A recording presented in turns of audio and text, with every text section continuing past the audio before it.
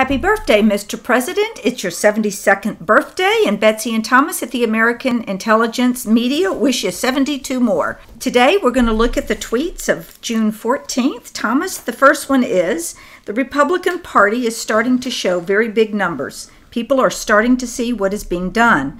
Results are speaking loudly. North Korea and our greatest ever economy are leading the way.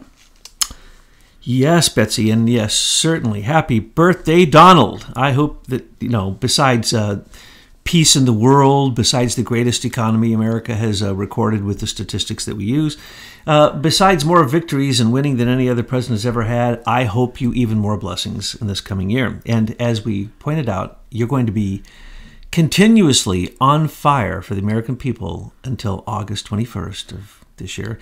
So, well, wait a minute. I don't like that. Until then. I mean, I know his aspects are good, but then what happens the day after? That's the death of the mainstream media. That's the death of the lies that are keeping him from moving us forward. Everyone who has stood up against him has been burnt alive. So what do they expect? Go ahead.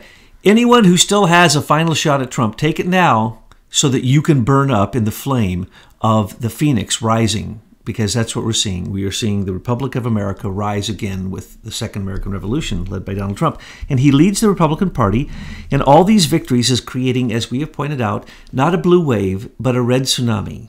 And the red tide is coming in. And because of all these victories, and anyone that he names as a MAGA supporter winning in these primaries, he is basically saying that the Republican Party is no longer what it was. It has transformed into the Trump Republican Party, and anyone who stands with Trump is going to win.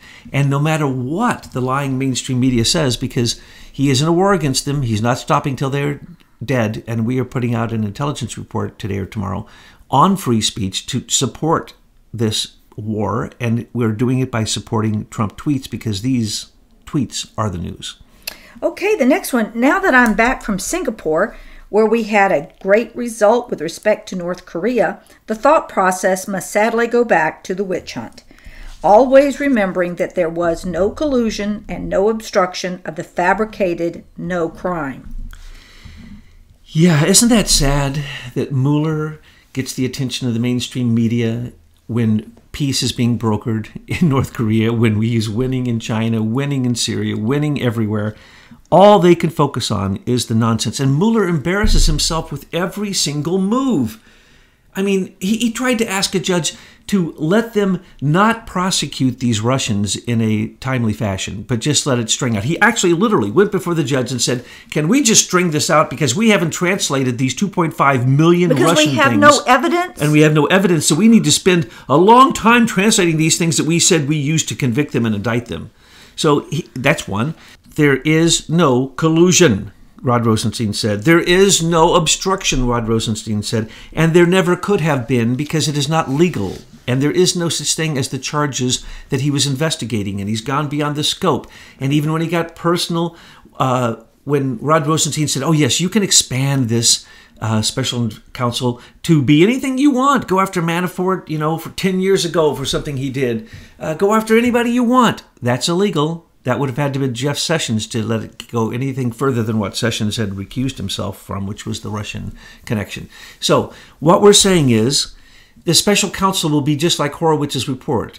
It's going to be filled with hot air, nonsense, and it was simply used as an excuse to cover the trail of the criminals and to basically feed the viewers out there in Newsland with the dream, the hope that Horowitz is going to save them, or that Mueller might actually do something properly, or that he would stop his investigation before the election comes. No, that isn't what it's for, folks. We've told you what it's for. So one just has to remember that Michael Horowitz and Jeff Sessions are senior executive service operatives. They are not going to be working with the rule of law here. And as we pointed out when we wrote an intelligence report on who Horowitz is, he's one of the most corrupt people in Washington, D.C. He's one of the legal fixers. He will be taking the position of the head of the FBI or the head of the Department of Justice, guaranteed, because he was raised up in the corruption. He spent most of his time teaching corporations how to not get prosecuted and telling judges how to not sentence them properly.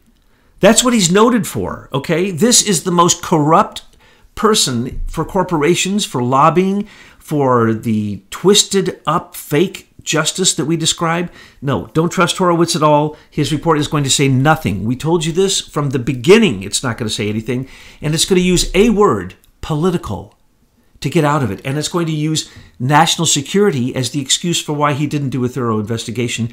And he's going to use Sally Yates's response to Horowitz that said, no, you cannot go and look at the content of the special counsel, Mueller's special counsel investigation. You can't do that. Though legally he can, he was told by Sally Yates, who was then fired. So why does that stay in place? Why didn't Horowitz examine the special counsel?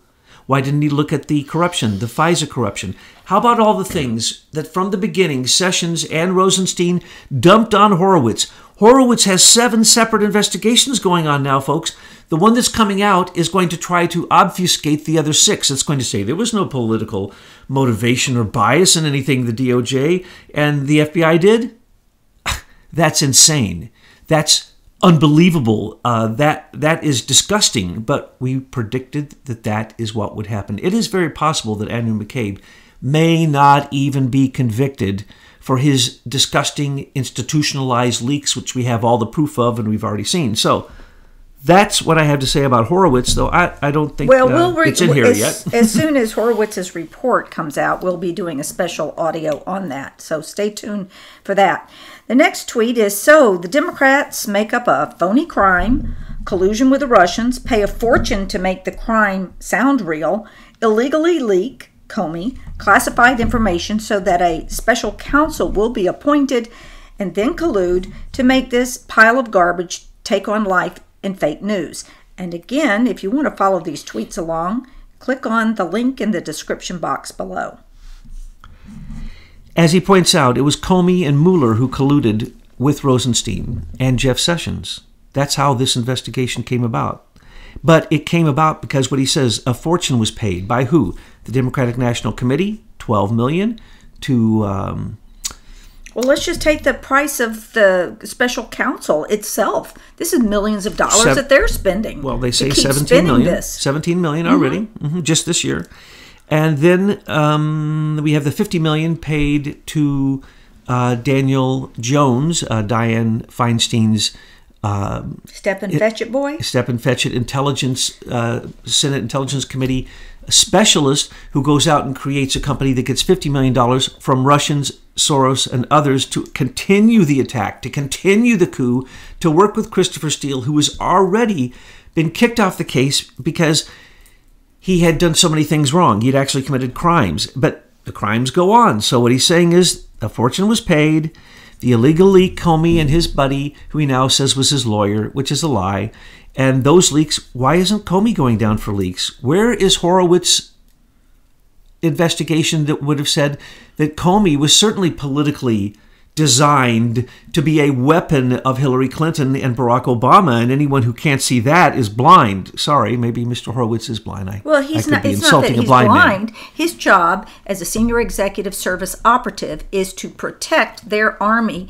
They have this rogue army of bureaucrats that are operating our government and trying to take away the United States government. I mean, to overthrow it. That's it. And when Comey couldn't do it with his 28 crimes of treason, which we have put in our intelligence reports, he cried and got Mueller to come save him. And so Mueller came in and gave him immunity. That's the reason he's out barking up the wrong trees and actually insinuating early on that he wanted to run for president. No, he is a criminal beyond imagination that if we could get to the bottom of his crimes, he would be one of the top 10 historic criminals in American political history. But as it is now, no, Mueller has given him exonerated him, given him complete immunity, as you can tell. Okay, the next tweet is 2. I'm going to read them together. The sleazy New York Democrats and their now disgraced and run out of town AG Eric Schneiderman are doing everything they can to sue me on a foundation that took in $18.8 million and gave out to charity more money than it took in, $19.2 million. I won't settle this case. Schneiderman, who ran the Clinton campaign in New York, never had the guts to bring this ridiculous case, which lingered in their office for almost 2 years. Now he resigned his office in disgrace, and his disciples brought it when we would not settle. So there you have it. He's not going to settle that one. He settled the one on the Trump University, which he didn't want to, but because of the campaign, he settled it. Cohen paid off that the people sent forth by David Brock, who claimed to have sex with Trump. Remember, he paid 3 of them, and more than likely, Dusty is one of the ones that was paid. So Cohen paid him off, paid her, the lawyer off to just go away, because he knew it was a political buy-off. Same thing with the Trump University, but he's not backing off of this one, because here's what happened. Trump, unlike Hillary, who takes in billions and gives and keeps all but 5%. She gives out about less than 5% of the money given to her and her foundation, folks. 95% go in the pocket of her husband and her daughter. And during that time, she also, as the Secretary of State, collected hundreds of billions of dollars for pay to play.